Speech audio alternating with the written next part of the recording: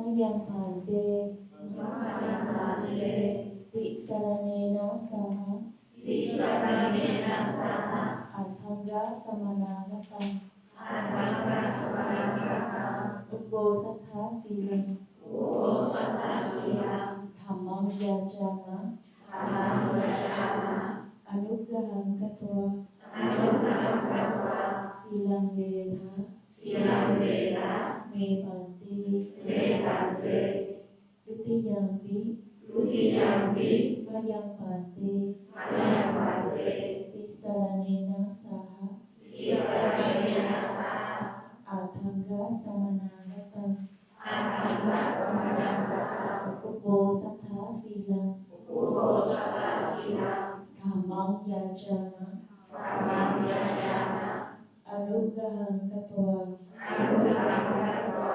Silang Vedha Me Pante Tatiyampi Mayang Pante Tisaranena Saha Athanga Samanagatam Upo Satha Silang Dhammam Yajana Anugaham Katwa Silang Vedha Me Pante Yang Wadami Tawadita Namo Tassa Bhagavato Arahato Sama Sambuddhassa Namo Tassa Bhagavato Arahato Sama Sambuddhassa Namo Tassa Bhagavato Arahato Sama Sambuddhassa Namo Tassa Bhagavato Arahato Sama Sambuddhassa Buddhang Saranang Gacchami Buddhang Saranam Gacchami Dhammang Saranang Gacchami Dhammam Saranam Gacchami Sanghang Saranang Gacchami Sangham Saranam Gacchami Dutiyampi Buddhang Saranang Gacchami Dutiyampi Buddham Saranam Gacchami Dutiyampi Dhammang Saranang Gacchami Dutiyampi Dhammam Saranam Gacchami Dutiyampi Sanghang Saranang Gacchami Dutiyampi Sangham Saranam Gacchami Tatiyampi Buddhang Saranang Gacchami Tatiyampi Buddham Saranam Gacchami Tatiyampi Dhammang Saranang Gacchami Tatiyampi Dhammam Saranam Gacchami Tatiyampi Sanghang Saranang Gacchami Tatiyampi Sangham Saranam Gacchami Tisaranagamana Paripurnam Amahante Pranatipata Viramanya Sikkhapadang Samadhiyami Panatipata Vedamani Sikkhapadang Samadhiyami Adinna Dana samadhiyami. Adinadana Veramani Sikkhapadam Samadhiyami. Abrahmacharya veramani sikkhapadam samadhiyami. Abrahmacharya Veramani Sikkhapadam Samadhiyami. Musavada veramani sikkhapadam samadhiyami. Musavada Veramani Sikkhapadam Samadhiyami.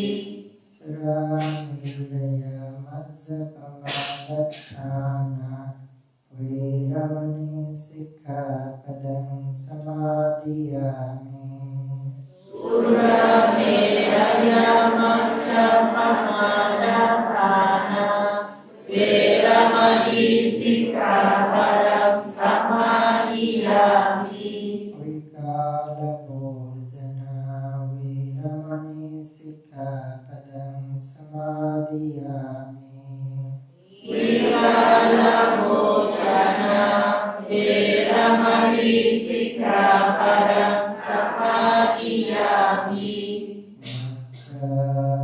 Nacha Ita Ita Vadita Vadita Visukadasana Visukadasana Malagandha Malagandha Vilipana Vilepana Dharana Dharana Mandana Mandana Vibhusanathana Vibhusanathana Veramani sikkhapadam samadhiyami.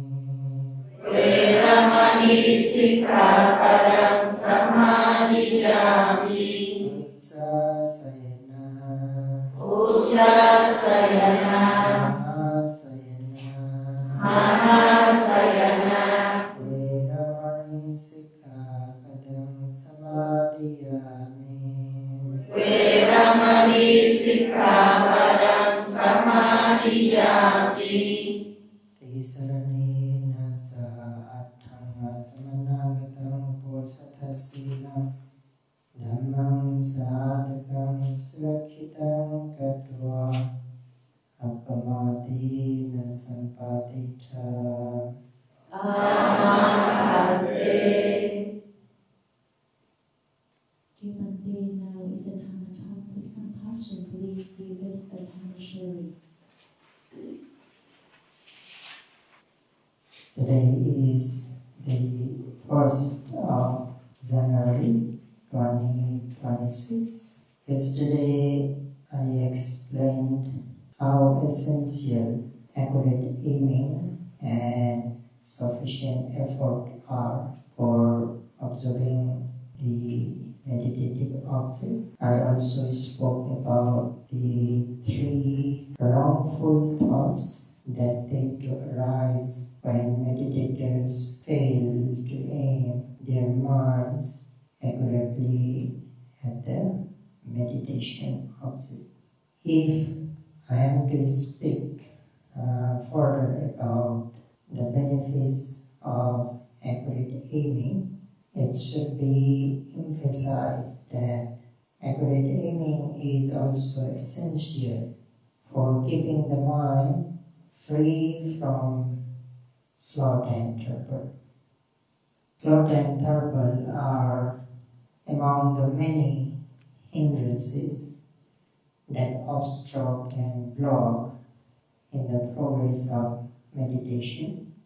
They dull our mind, they make our mind dull, cloudy, foggy, veiled and unclear. Meditators are quite familiar with sloth and torpor. There are very few who do not know them from direct experience. Their manifestation is often seen as drooping or sagging, not only of the mind but of the body as well. The meditator may experience a slumping posture or closed or heavy eyelids, or they may also manifest as flickering or fluttering of the eyelids due to the mental heaviness, followed by nodding. When sloth and torpor become stronger, the meditator's eyelids begin to blink frequently, and the head starts to nod as the mind and body gradually lose their uprightness and clarity. This condition arises mainly due to a lack of accurate aiming and subsequently a lack of effort. Sloth and torpor contract the mind, whereas accurate aiming expands it, widens it. Sloth and torpor deactivate the mind, aiming activates it. Sloth and torpor make the mind stall, while aiming refreshes it. At night, when many thoughts are running through the mind, it becomes difficult to fall asleep because the mind is so active. In the similar way, accurate aiming energizes and activates the mind. Sloth and torpor wither the mind, whereas accurate aiming, revives and brightens it, like flower boughs opening under the early morning sunlight. That is why whenever you feel dull, drowsy or sleepy, you should make sure that your aiming is accurate and that your effort is sufficient. However, a common question asked by many meditators is, how should we deal with sloth and torpor? So, if I were to answer this question, I would say that prevention is the best way to deal with sloth and torpor. One should remain active, alert, energetic and enthusiastic in observation, so that sloth and torpor do not arise in the first place. But if the sloth and torpor cannot be prevented and they arise, then just as when a computer freezes and you refresh it repeatedly to get it working again, in the same way, when sloth and torpor arise, you must refresh and renew your aiming and effort. You refresh either by observing your primary object or The feeling of sleepiness or drowsiness itself, more precisely and meticulously, this is the first technique. This is the first technique for dealing with sloth and trouble. If it does not work, you can add one or two additional objects alongside the main object. For example, if you are observing the rising and falling of the abdomen, then you may add the sensation of touch between the two hands as an additional object. Now you have three objects: rising of the abdomen, note as rising; falling of the abdomen, note as falling; then touching. Hands touching, note as touching. When noting touching, observe the actual sensation at the point of contact, such as pressure, texture, warmth or tingling, and so on. Continue observing in a mindful rhythm, like rising, falling, touching, rising, falling, touching, rising, falling, touching. I repeat, when you note rising, you should observe the rising of the abdomen. When you note falling, you should observe the falling process of the abdomen. And when you note touching, you should observe the sensation between the two hands. Tôi lặp lại nhé. Thiền sinh sẽ quan sát phòng và ghi nhận nó là phòng. Quan sát sệt, ghi nhận nó là sệt. Và quan sát cái điểm chạm.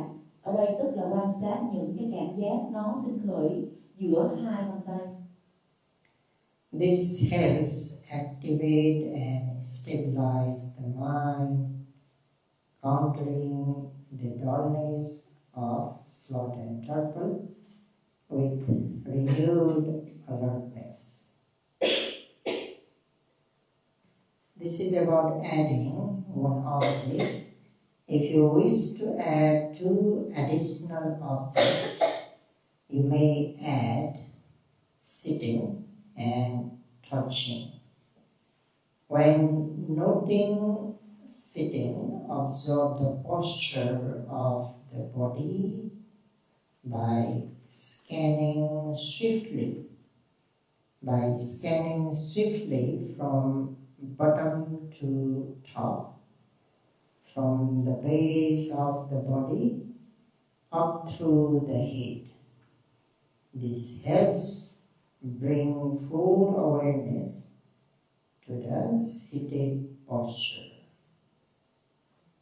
And for touching, continue observing the point of contact between the two hands, focusing on the actual sensations such as pressure, temperature, or texture.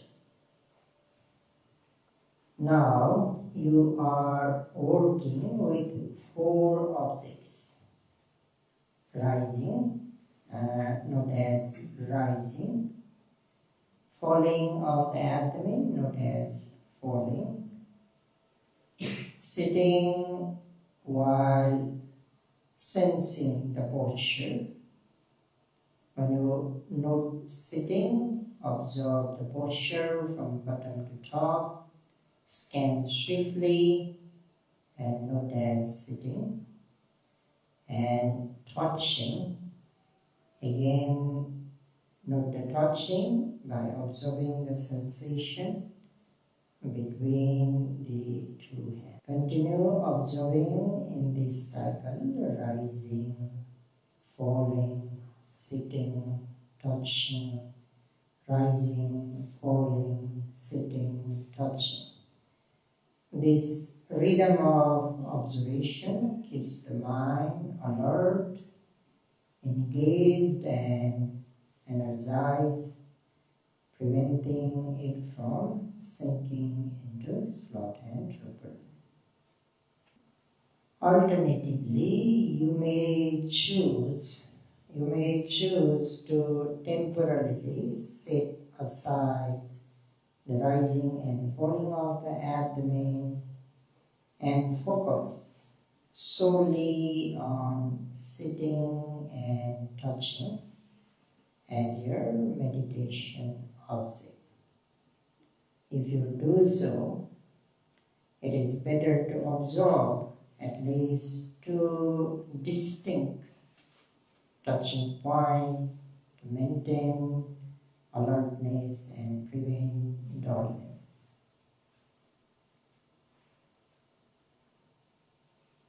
I would like to repeat, the best way to deal with sloth and torpor is prevention. If you cannot prevent, then the first technique to deal with sloth and torpor is to note more precisely and meticulously the main object, either the main object or the sloth and torpor, or the drowsiness or the sleepiness itself. That is the first one. The second is to add one additional object, that is touching. So you should note rising, falling, touching. Touching, when you note touching, you should observe the contact between the two hands. That is the second. The third is to add the 2 objects, that is rising, falling, sitting, touching. When you note sitting, you have to scan your body swiftly from bottom to top and observe the sitting posture, and with touching, continue observing the contact between the 2 hands. Now, another is you put aside the rising and falling. You solely observe and note the sitting and touching. In this 4th technique, I recommend observing the contact between the buttocks and cushion. First, observe the touching sensation on the right side of the buttock. Then observe the touching sensation on the left side. Your observation and noting should follow a clear cycle: sitting, touching, sitting, touching, where the first touching refers to the right side and the second touching refers to the left side of the buttocks. Continue noting in the rhythm: sitting, touching, sitting, touching, sitting, touching. This simple yet effective cycle helps stabilize attention, energize mindfulness, and counteract mental heaviness and dullness. If there is a particular sitting section in which you often feel sleepy, then make sure to do a good walking meditation beforehand. Bring the effort and mindfulness and concentration developed during walking meditation into your sitting practice. This means observe all the activities diligently and mindfully. And from the very beginning of the sitting session, ensure that the mind is active, alert, and awake. Maintain continuous observation and do not allow the mind to become dull or lifeless. If the mind begins to grow dull for any reason, note it immediately. Refresh your mind, refresh your mindfulness, and boost your effort before the dullness becomes stronger. At that moment, you should apply extra effort, or you should uplift, you should push up your effort. That is why the effort which propels the mind toward a meditative object alone is not sufficient during the meditation practice. Because this is just the first level of effort. 3 levels of effort are required. 3 levels of effort are required. The initial effort or launching effort, the uplifting effort or boosting effort, and the culminating effort.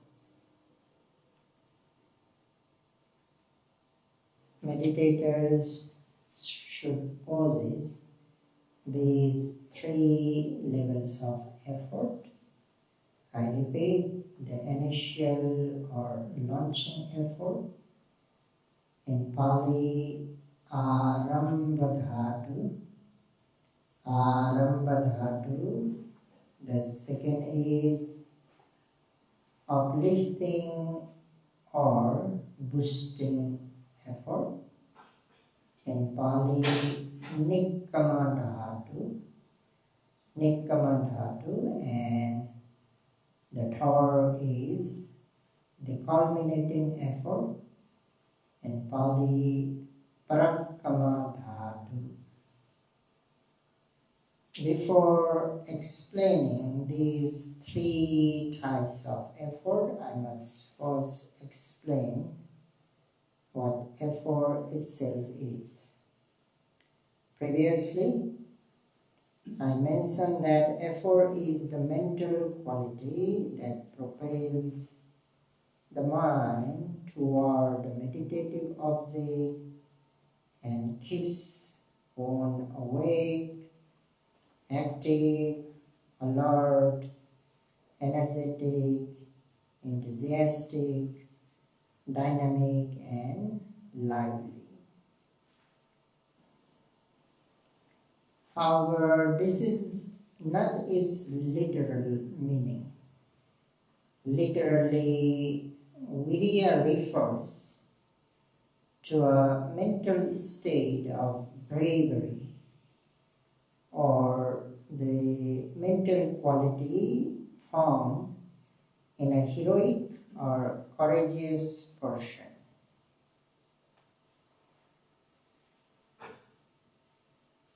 A brave person is not a coward.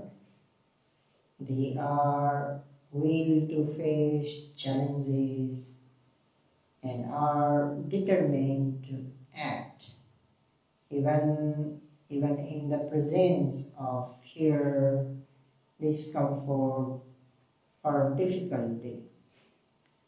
Consider frontline soldiers on a battlefield. They possess the courage to face danger and risk their lives. This illustrates the mentality of courage and determination.